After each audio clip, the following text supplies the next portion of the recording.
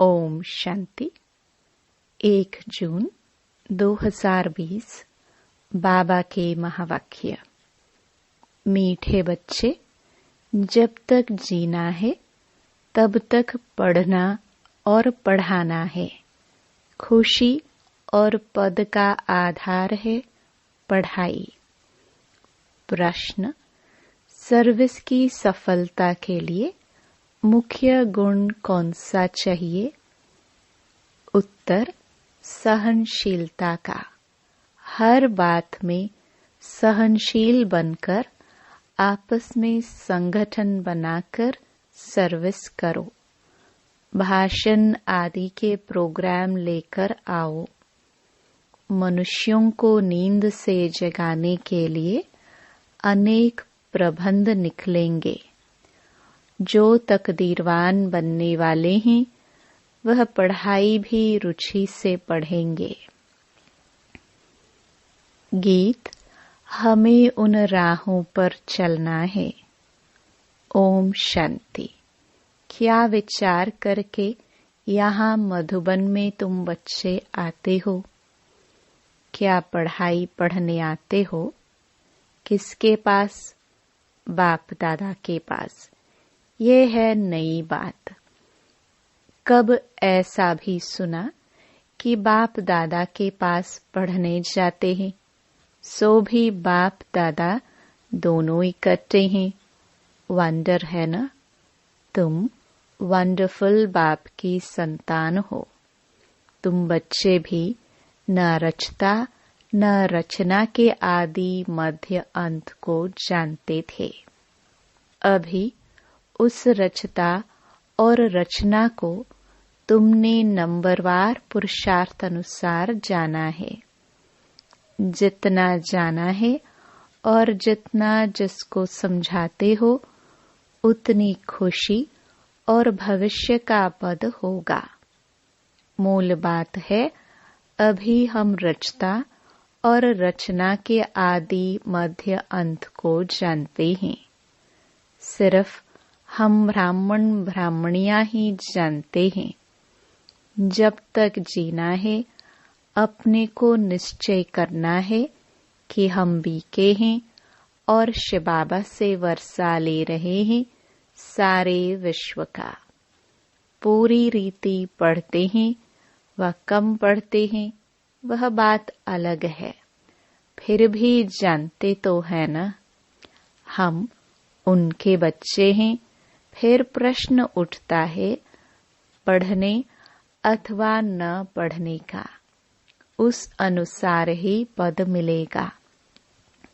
गोद में आया निश्चय तो होगा हम राजाई के हकदार बने। फिर पढ़ाई में भी रात दिन का फर्क पड़ जाता है। कोई तो अच्छी रीति पढ़ते और पढ़ाते हैं और कुछ सूझता ही नहीं है। बस पढ़ना और पढ़ाना है। यह अंत तक चलना है। स्टूडेंट लाइफ में कोई अंत तक पढ़ाई नहीं चलती। समय होता है। तुमको तो जब तक जीना है पढ़ना और पढ़ाना है। अपने से पूछना है, कितने को बाप रचयिता का परिचय देते हैं? मनुष्य तो मनुष्य ही है। देखने में कोई फर्क नहीं पड़ता। शरीर में फर्क नहीं। यह अंदर बुद्धि में पढ़ाई गूंजती रहती है। जितना जो पढ़ेगा उतनी उनको खुशी भी रहेगी। अंदर में यह रहता है कि हम नए विश्व का मालिक बनूंगा। अभी हम स्वर्ग द्वार जाते हैं। अपनी दिल से सदैव पूछते रहो, हमारे में कितना फर्क है? बाप ने हमको अपना बनाया है। हम क्या से क्या बनते हैं? पढ़ाई पर ही मदार है। पढ़ाई से मनुष्य कितना ऊंच बनते हैं। वह तो सब अल्पकाल क्षण भंगुर के मर्तबे हैं। उनमें कुछ भी रखा नहीं है। जैसे कि कोई काम के नहीं, लक्ष्य कुछ भी नहीं थे। अब इस पढ़ाई से कितना ऊंच बनते हैं। सारा अटेंशन पढ़ाई पर देना है। जिसकी तकदीर में है उनकी दिल पढ़ाई में लगती है। औरों को भी पढ़ाई लिए भिन्न भिन्न रीति पुरुषार्थ कराते रहते हैं। दिल होती है, उनको पढ़ाकर वैकुंठ का मालिक बनाए। मनुष्यों को नींद से जगाने के लिए कितना माथा मारते रहते हैं और मारते रहेंगे। यह प्रदर्शनी आदि तो कुछ नहीं, आगे चलकर और प्रबंध निकलेंगे समझाने लिए। अभी बाप पावन बना रहे हैं तो बाप की शिक्षा पर अटेंशन देना चाहिए। हर बात में सहनशील भी होना चाहिए। आपस में मिलकर संगठन कर भाषणों आदि के प्रोग्राम रखने चाहिए। एक अलफ पर भी हम बहुत अच्छा समझा सकते हैं। ऊंच ते ऊंच भगवान कौन, एक अलफ पर तुम 2 घंटा भाषण कर सकते हो। यह भी तुम जानते हो, अलफ को याद करने से खुशी रहती है। अगर बच्चों का याद की यात्रा में अटेंशन कम है, अलफ को याद नहीं करते हैं, तो नुकसान जरूर होता है। सारा मदार याद पर है। याद करने से एकदम हेवन में चले जाते हैं। याद भूलने से ही गिर पड़ते हैं। इन बातों को और कोई समझ न सके। शिव बाबा को तो जानते ही नहीं। भल कितना भी कोई भपके से पूजा करते हो, याद करते हो, फिर भी समझते नहीं। तुमको बाप से बहुत बड़ी जागीर मिलती है।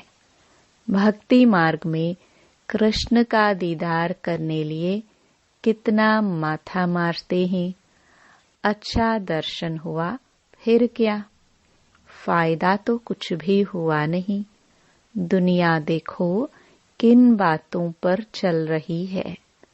तुम जैसे कि गन्ने का रस, शुगर पीते हो, बाकी सब मनुष्य चिल्का चूसते हैं। तुम अभी शुगर पीकर पूरा पेट भर आधा कल्प सुख पाते हो।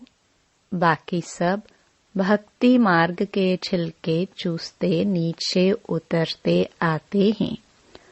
अब बाप कितना प्यार से पुरुषार्थ कराते हैं, परंतु तकदीर में नहीं है तो अटेंशन नहीं देते।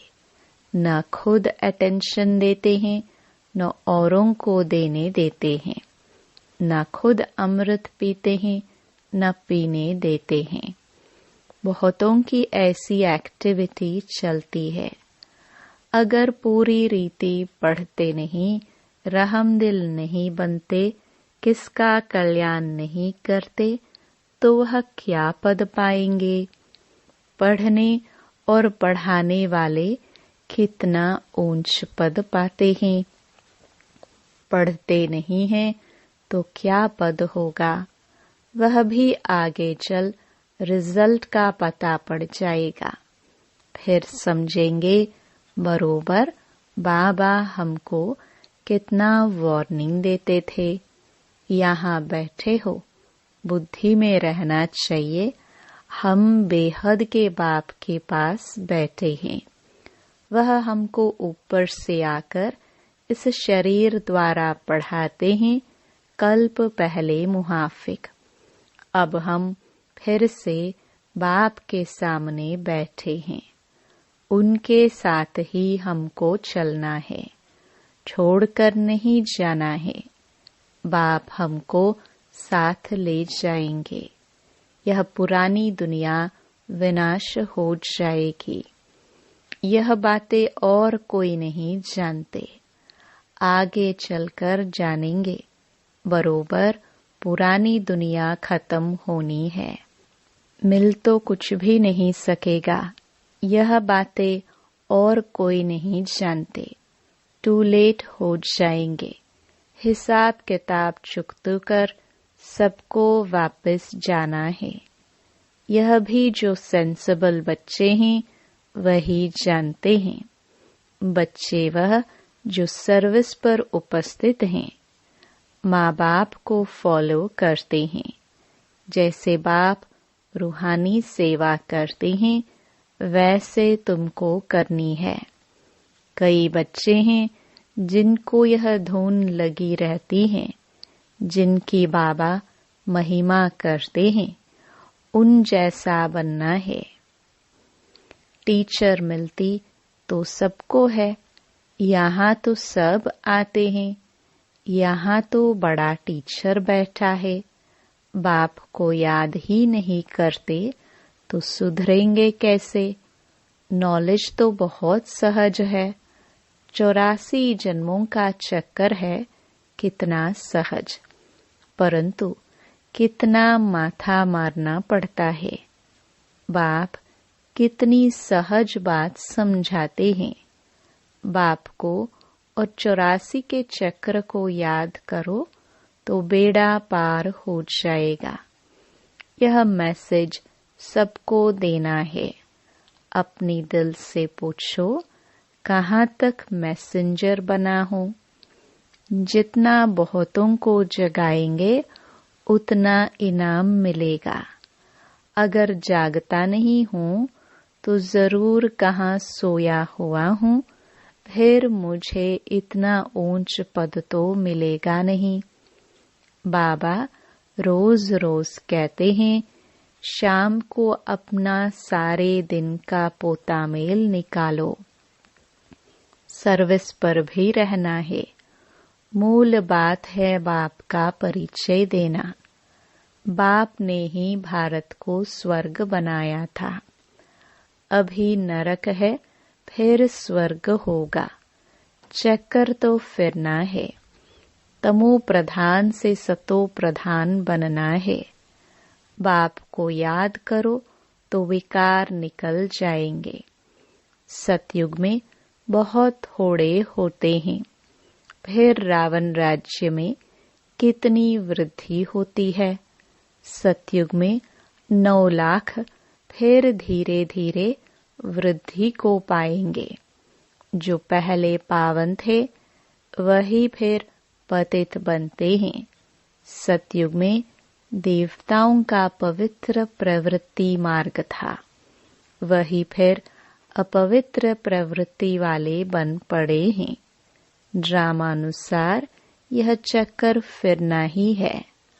अब फिर तुम पवित्र प्रवृत्ति मार्ग के बन रहे हो। बाप ही आकर पवित्र बनाते हैं। कहते हैं, मुझे याद करो तो विकर्म विनाश होंगे। तुम आधा कल्प पवित्र थे, फिर रावण राज्य में तुम पतित बने हो। यह भी तुम अभी समझते हो। हम भी बिल्कुल वर्थ नॉट ए पेनी थे। अभी कितनी नॉलेज मिली है, जिससे हम क्या से क्या बनते हैं। बाकी जो भी इतने धर्म हैं, यह खत्म हो जाने हैं। सब मरेंगे ऐसे जैसे जानवर मरते हैं। जैसे बर्फ पड़ती है तो कितने जानवर पक्षी आदि मर जाते हैं। नेचुरल कैलामिटीज भी आएंगी। यह सब खत्म हो जाएगा। यह सब मरे पड़े हैं। इन आँखों से जो तुम देखते हो वह फिर नहीं होगा। नई दुनिया में बिल्कुल ही थोड़े रहेंगे। यह ज्ञान तुम्हारी बुद्धि में है। ज्ञान का सागर बाप ही तुमको ज्ञान का वर्षा दे रहे हैं। तुम जानते हो सारी दुनिया में खिचड़ा ही खिचड़ा है। हम भी किचड़े में मैले पड़े थे, बाबा किचड़े से निकाल अब कितना गुलगुल बना रहे हैं। हम यह शरीर छोड़ेंगे, आत्मा पवित्र हो जाएगी। बाप सबको एक रस पढ़ाई पढ़ाते हैं, परंतु कईयों की बुद्धि बिल्कुल जड़ है, कुछ भी समझ नहीं सकते। यह भी ड्रामा में नोंद है। बाप कहते हैं इनकी तकदीर में नहीं है तो हम भी क्या कर सकते हैं। हम तो सबको एक रस पढ़ाते हैं, पढ़ते नंबरवार हैं। कोई अच्छी रीति समझकर और समझाते हैं, औरों का भी जीवन हीरे जैसा बनाते हैं। कोई तो बनाते ही नहीं। उल्टा अहंकार कितना है। जैसे साइंस वालों को माइंड का कितना घमंड है। दूर दूर आसमान को, समुद्र को देखने चाहते हैं। बाप कहते हैं इससे कोई फायदा ही नहीं। मुफ्त साइंस घमंडी अपना माथा खराब कर रहे हैं। बड़ी बड़ी पगार उन्हों को मिलती है, सब वेस्ट करते रहते हैं। ऐसे नहीं कि सोनी द्वारिका कोई नीचे से निकल आएगी। यह तो ड्रामा का चक्र है जो फिरता रहता है। फिर हम समय पर अपने महल जाकर बनाएंगे नई दुनिया में। कोई आश्चर्य खाते हैं, क्या ऐसे ही मकान फिर बनेंगे? जरूर बाप दिखाते हैं, तुम फिर ऐसे सोने के महल बनाएंगे। वहां तो सोना बहुत रहता है। अभी तक भी कोई कोई तरफ सोने की पहाड़ियां बहुत हैं, परंतु सोना निकाल नहीं सकते हैं। नई दुनिया में तो सोने की अथाह खानियां थी, वह खत्म हो गई। अभी हीरे का दाम भी देखो कितना है। आज इतना दाम कल पत्थरों मिसल हो जाएगा। बाप तुम बच्चों को बड़ी पावरफुल बातें सुनाते हैं और साक्षात्कार भी कराते हैं। तुम बच्चों को अब बुद्धि में यही रहना है, हम आत्माओं को अपना घर छोड़ 5000 वर्ष हुए हैं, जिसको मुक्ति धाम कहते हैं। भक्ति मार्ग में मुक्ति के लिए कितना माथा मारते हैं, परंतु अभी तुम समझते हो सिवाय बाप के कोई मुक्ति दे नहीं सकते, साथ ले नहीं जा सकते। अभी तुम बच्चों की बुद्धि में नई दुनिया है।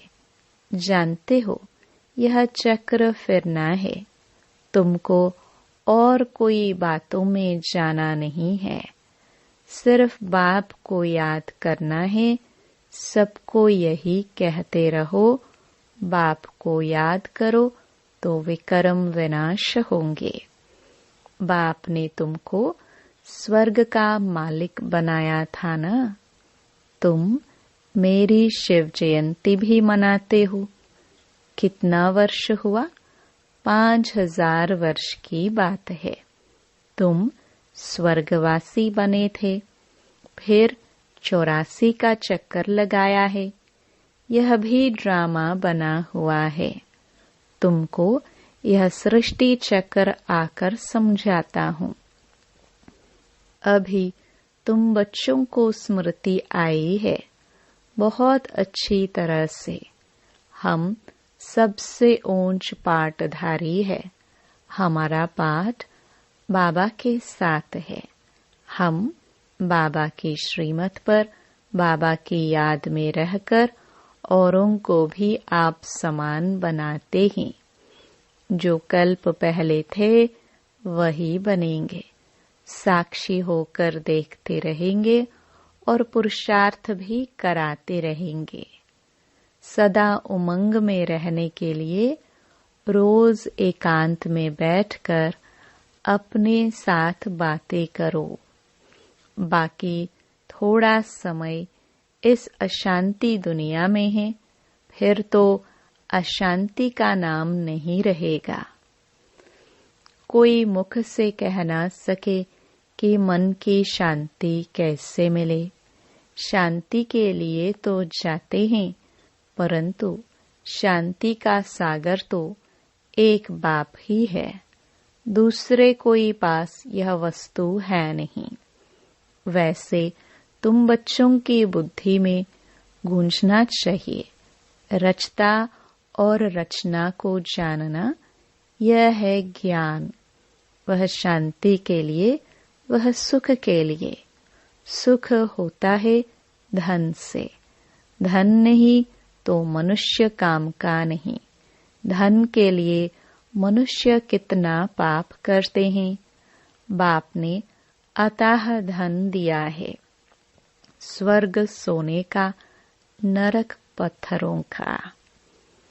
अच्छा, मीठे मीठे सिखिलदे बच्चों प्रति मात पिता बाप दादा का याद प्यार और गुड मॉर्निंग। रूहानी बाप की रूहानी बच्चों को नमस्ते। धारणा के लिए मुख्य सार।